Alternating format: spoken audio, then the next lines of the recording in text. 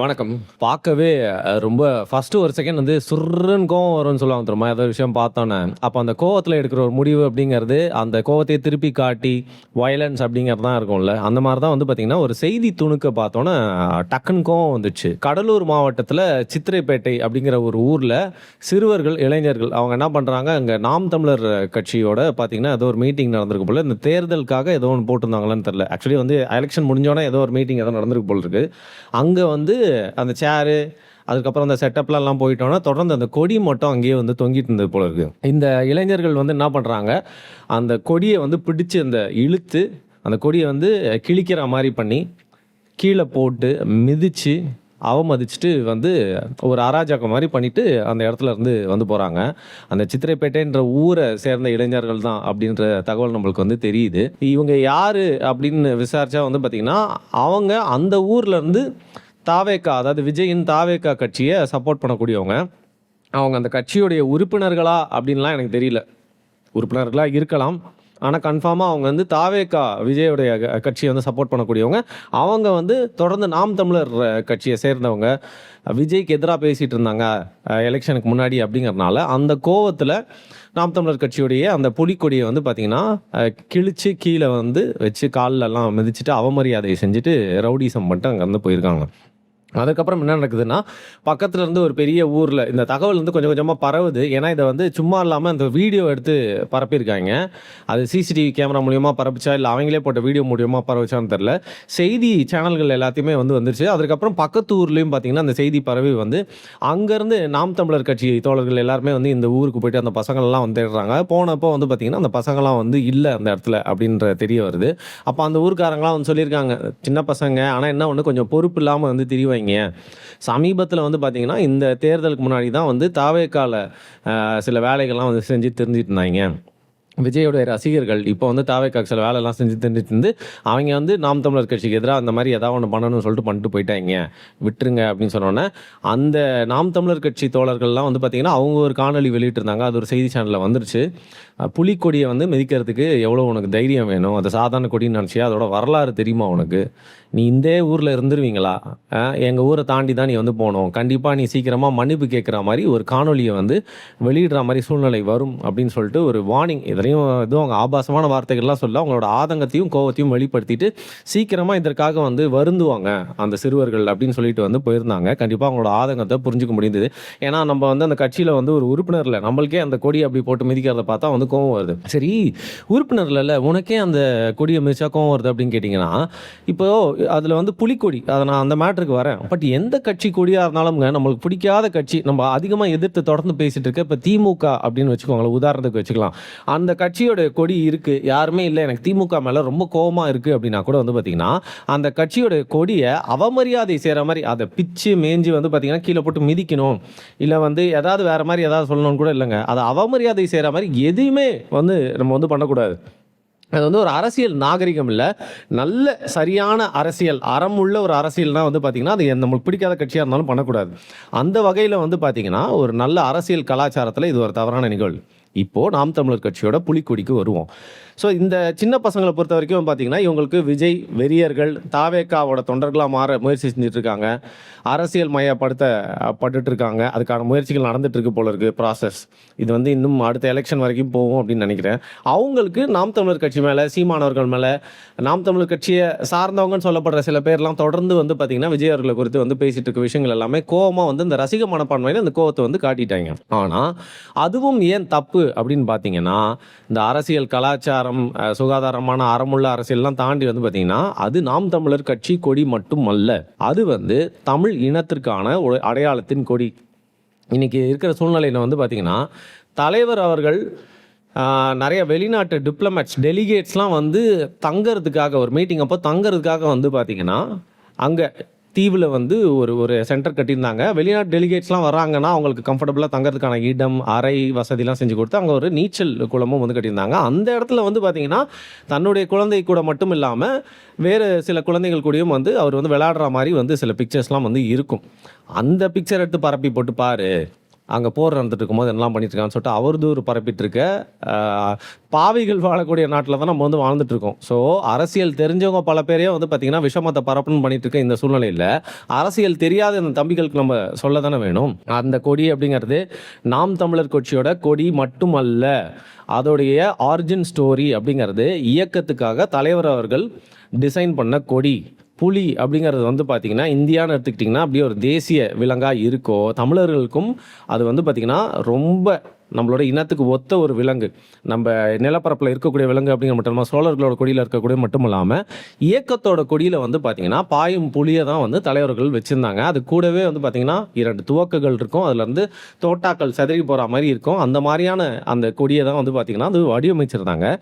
அதுலேருந்து இன்ஸ்பயர் ஆகி ஒரு சாதாரண கட்சி கொடி இல்லை, இயக்கத்தோட கொடி, இனத்திற்கான கொடி, பல உயிர்களை தியாகம் செஞ்சு போராடின பல ஆண்டு காலம் போராடி வந்து பார்த்திங்கன்னா வீர மரணம் அடைஞ்சவங்களை நினைவுபடுத்தக்கூடிய உலக தமிழர்களுக்கான ஒரு பெருமை கொண்டான ஒரு கொடி. அது நம்ம எல்லாருக்கும் உண்டான ஒரு கொடி.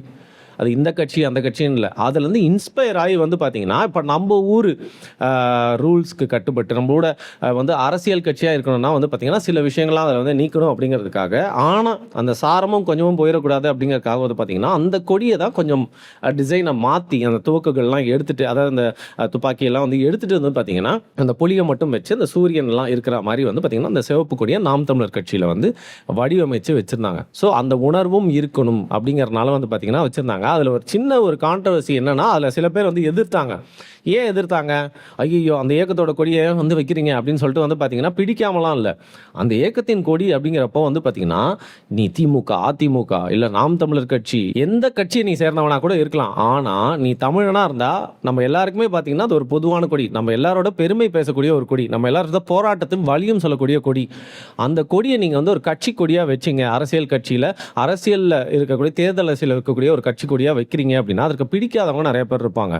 ஸோ இந்த மாதிரியான சூழ்நிலைகளில் பல பேர் வந்து பார்த்திங்கன்னா வெறுப்பை காட்ட விதமாக வந்து அதை அவமரியாதை செய்யும் விதமாக பல விஷயங்கள் இந்த மாதிரி வந்து நடக்கலாம்.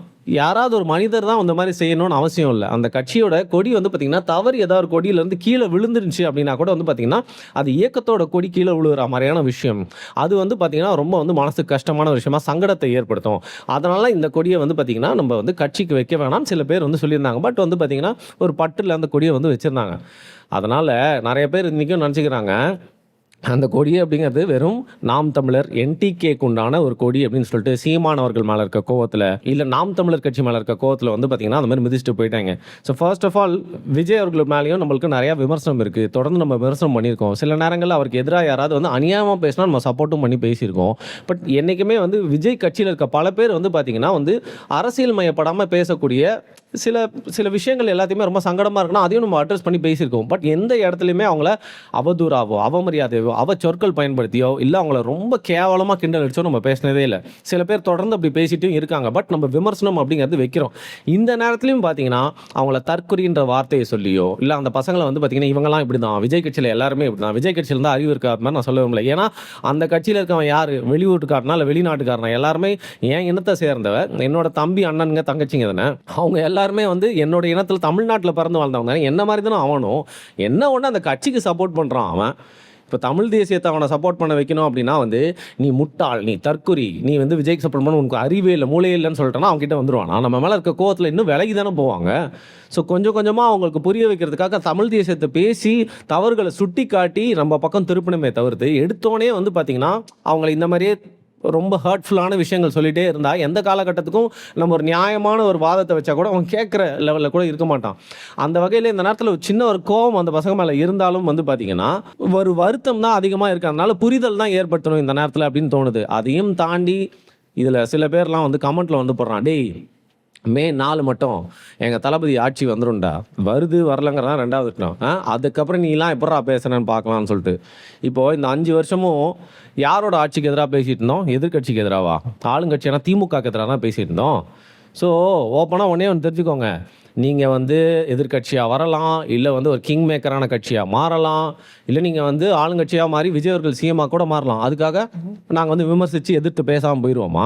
நீங்கள் இப்படிலாம் சொன்னால் நீங்கள் பில்லுன்னு ஒரே கூட்டமாக இருந்தால் நாங்கள் பயந்துருவோமா? இப்போ திமுகவை எடுத்து பேசுகிறோன்னா உங்கள் கட்சி ஒரு வேளை ஆட்சிக்கு வந்தால் அவங்க எடுத்து பேசாமல் போயிடுவோமா? நாங்கள் இந்த பயங்காட்டுற வேலைலாம் வச்சுக்காதீங்க. திமுக ஆட்சியில் இருந்தால் அவங்களுக்கு எதிரான தவறுகளை வந்து சுட்டி காட்டுவோம் நாகரிகமாக.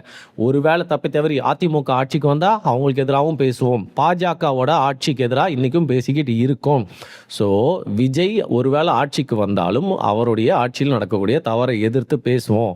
நீங்கள் எவ்வளோ பெரிய கும்பலாக வேணா இருங்க. நம்ம தமிழ்நாட்டில் என்ன 6 கோடி 7 கோடி பேர் இருக்காங்களா? 5 கோடி பேரும் தாவேக்கால வேணாலும் இருக்கட்டும், கும்பலாக இருக்கிறாங்க, எத்து பேசினா ஏதாவது பண்ணுறாங்க அப்படிங்கிற மாதிரி ஒரு பயங்காட்ட முயற்சிக்கிறீங்களே, அதெல்லாம் அந்த பருப்புலாம் வேகவே வேகாது. நிஜமாவே நீங்கள் வந்து பார்த்தீங்கன்னா பெரும்பான்மையாக எதிர்க்கட்சியே இல்லை, 234 தொகுதியிலும் நீங்களே ஜெயிச்சு எம்ஜிஆரோட பெரிய ஆளாக உங்கள் ஆள் கூட வராருன்னு வச்சுக்கோங்க சிஎம்மா, அப்பையும் தவறுகளை சுட்டி காட்டுவோம் நாகரிகமாக, பயப்பட மாட்டோம். இந்த ஹீரோ வர்ஷிப் பண்ணிக்கிட்டு ஐயோ இவருக்கு எதிராக பேசவே கூடாது அப்படிங்கிற சீன்லாம் வந்து வேலைக்கே ஆகாது. ஸோ இப்பயும் என்ன சொல்கிறோம் அப்படின்னா, நாகரிகமான முறையில் அது எந்த அரசியல் கட்சியாக இருந்தாலும் பண்ணக்கூடிய தவறுகளை நம்ம வந்து விமர்சித்து பேசுவோம். அது தாவேக்காக்கும் பொருந்தும். அதற்காக வந்து பார்த்தீங்கன்னா ஜஸ்ட் பிகாஸ் அந்த புலிக்கொடியை மிதிச்சிட்டாங்க அப்படிங்கிறதுக்காக என்னோட ஆதங்கத்தையும் கோவத்தையும் இந்த நேரத்தை வெளிப்படுத்தி தவறு அப்படின்றத ரீசனோட சொல்கிறோமே தவிர்த்து, இந்த கட்சியில் இருக்க எல்லாருமே இப்படி தான். அந்த கட்சியில் இருக்க யாருக்குமே புலிக்கொடியோட மகிமை தெரியாது. அந்த கும்பல் அந்த ஊரில் இருக்க பசங்க பண்ணிட்டாங்க அப்படிக்காக தாவேக்காவை எல்லாரையும் நம்ம வந்து வெறுக்கணும். அவங்க எல்லாருமே தற்கொலைகள், தவறானவர்கள், ஈழத்து மேலே வந்து பற்று இல்லாதவர்கள், புலிக்கொடி பற்றி தெரியாதவர்கள் நான் சொல்ல வரல.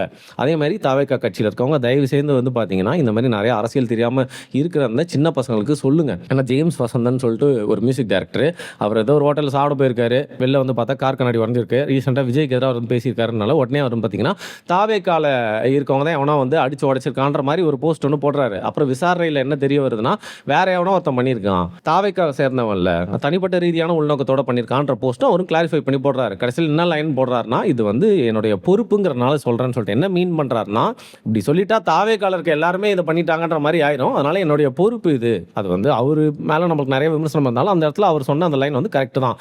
ஏன்னா ஒருத்தன் இன்னைக்கு ஏதாவது ஒரு தப்பு பண்றானா, நாளைக்கு எந்த தப்பு நடந்தாலும் தாவேக்காக்கார தான் பண்ணியிருப்பான் அப்படின்னு சொல்லிட்டு முத்திர குத்துறது எவ்வளோ தவறு. அந்த மாதிரியான ஒரு இடத்துக்கு வந்து பார்த்தீங்கன்னா இந்த புலிக்கொடியை மிதிச்ச வீடியோ மாதிரியே இன்னும் 2-3 விஷயங்கள் நடந்துச்சுன்னா எல்லா தப்பையும் கொண்டு வந்து உங்கள் மேலே தான் வந்து போடுவாங்க. அந்த சூழ்நிலையை நீங்களே வந்து ஏற்படுத்திக்காதீங்க.